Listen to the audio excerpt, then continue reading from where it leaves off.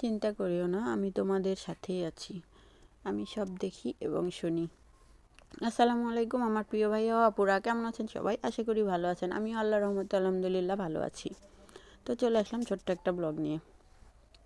আজকে সকালে দেখেন, সকাল বলতে ভুল হবে, একটু বেলা হলেই সকালের কাজকাম সেরে খাওয়া দাওয়া সেরেই প্রায় 8টা-9টার দিকে একটু বাড়ির সাথে যে বাজার দোকানপাট থাকে সেখানে গেছি একটা প্রয়োজনে, একটু ডাক্তারের কাছে একটু ওষুধের জন্য। তো ওষুধ নিতে গিয়ে দেখি একটা মাছওয়ালা অনেকগুলো মাছ নিয়ে আসছে। এইগুলো মাছ খুব একটা বড় না, একটু ছোট সাইজের মাছ নিয়ে আসছে। তো মাছগুলা দেখে ভালো লাগলো, একদম তাজা লাফাচ্ছে, দেখে নিয়ে আসলাম কিছু মাছ। আর অন্য দিনের চেয়ে দামটাও একটু কম। অন্য দিনে এই মাছটাই 120, 30, 40 টাকা কেজি লাগে, তো আজকে এই মাছটা 100 টাকা কেজি দেখে মাছটা নিয়ে আসলাম। নিয়ে এসে মাছটা কেটে নিচ্ছি। আর একটু বলে নিই, আমার আসলে একটু ঠান্ডা লাগছে কালকে থেকে।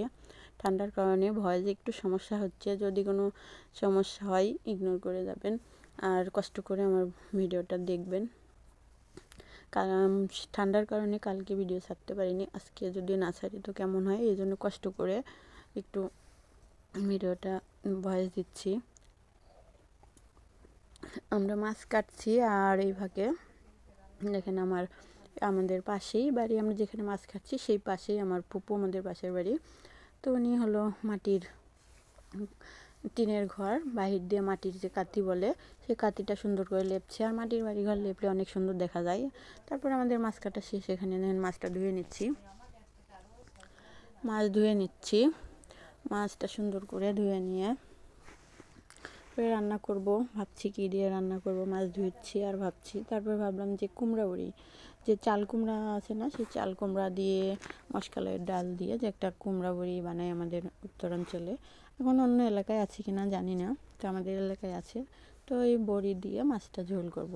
তো আজকে মাছটা ভেজে নেব না, তাজা মাছ, ভাবলাম যে দেখি মাছটা একটু কষিয়ে রান্না করি কেমন লাগে। আগে বড়িটা ভেজে নিচ্ছি। আগে এই বড়িটা একটু তেল দিয়ে ভেজে নিতে হয়, ভেজে না নিলে কাঁচা কাঁচা গন্ধ করবে। তো দেখেন বড়িটা সুন্দর করে তেলে ভেজে নিচ্ছি।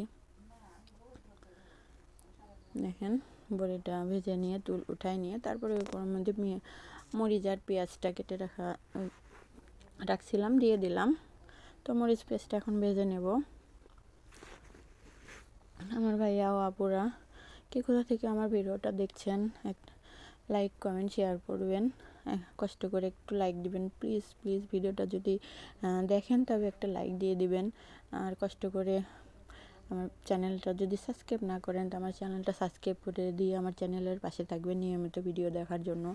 আর কমেন্ট করবেন, ভালো মন্দ যেটাই হোক। কমেন্ট না করলে আমি তো কিছুই জানতে পারবো না যে আমার ভিডিও ভালো হচ্ছে না খারাপ হচ্ছে। আপনারা কমেন্ট করলে তো আমি জানতে পারবো যে আমার ভিডিও আপনাদের ভালো লাগছে নাকি খারাপ লাগছে।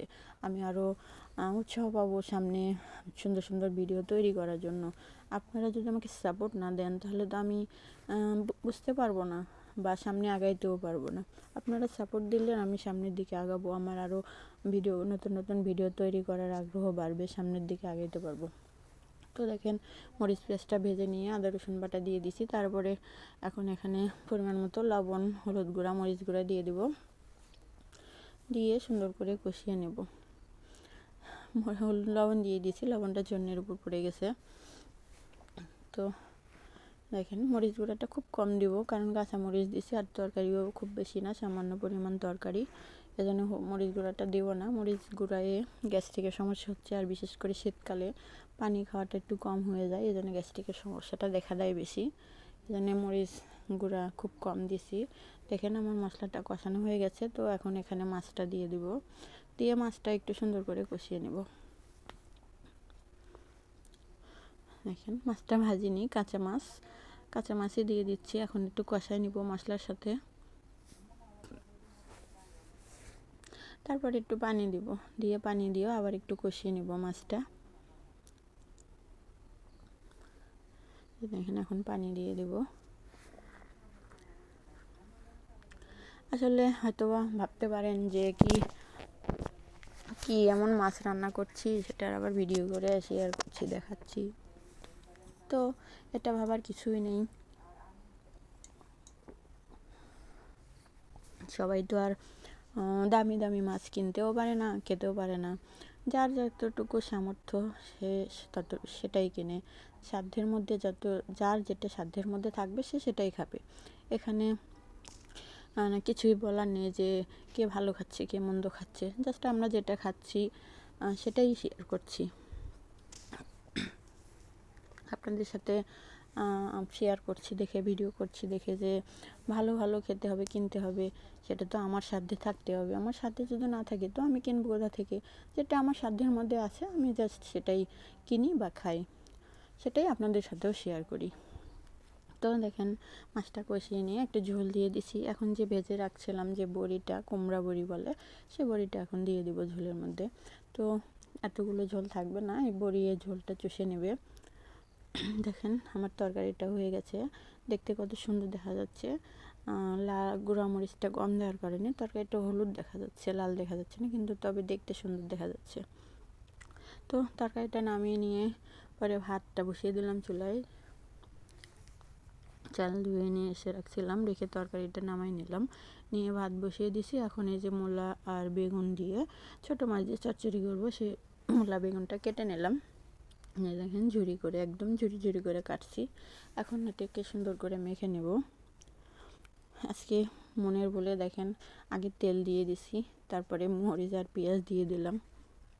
তো যাই হোক দিতে তো হবেই, আগে আর শেষে দিয়ে দিলাম। এখন একটু পরিমাণ মতো লবণ, হলুদ গুঁড়া আর মরিচ গুঁড়া দিয়ে দেবো। মরিচ গুঁড়া খুব সামান্য দেবো, বেশি দেবো না, কারণ মরিচ গুঁড়া, কাঁচা মরিচ একটু বেশি করে দিছি, মরিচ গুঁড়া দিব না দেখে।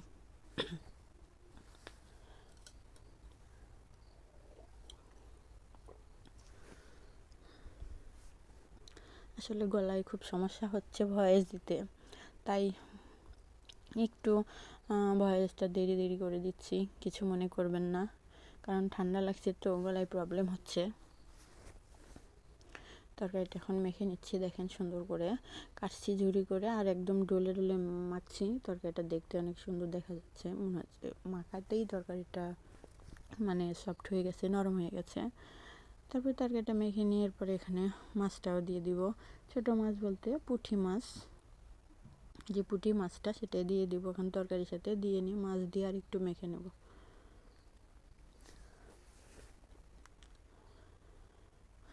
দেখেন মাখানোর পরে তরকারিটা কতটুকু হয়ে গেল। মাখানোর আগে অনেকগুলো দেখা যাচ্ছিল, মাখানোর পরে একবারে অল্প একটু হয়ে গেছে। তো রান্নার পরে আরও কমে যাবে, একেবারেই অল্প একটু হয়ে যাবে, হয়ে গেছে। এখন একটু পানি দিয়ে দেব তরকারিতে।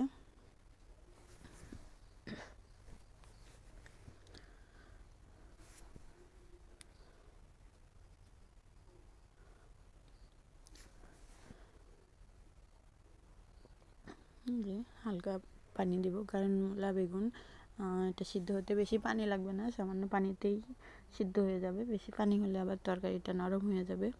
তো এ ফাঁকে ভাত বসিয়েছিলাম, ভাতটা হয়ে গেছে, চচ্চড়িটা মেখে বসিয়ে দিলাম আর ভাতটা নামিয়ে নিলাম।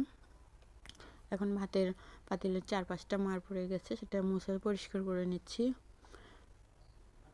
মার পড়ে নোংরা হয়ে যায়, মুছে না দিলে নোংরা দেখা যায়, মুছে দিলে সুন্দর দেখা যায় পাতিলটা। তো মুছে দিলাম, আর আমার চচ্চড়িটাও এদিকে হয়ে গেছে। এই যে দেখেন কত সুন্দর সবুজ সবুজ দেখা যাচ্ছে, কাঁচামরিচ আর বেগুন, তরকারিটা কালার অনেক সুন্দর দেখা যাচ্ছে। তো দেখেন আজকে আমাদের এটুকুই খাবার, গরিবের খাবার, মাছ কুমড়া বড়ি দিয়ে মাছ ঝোল আর ছোটো মাছের চচ্চড়ি। তো আজকে আমার ভিডিওটা এ পর্যন্তই। যদি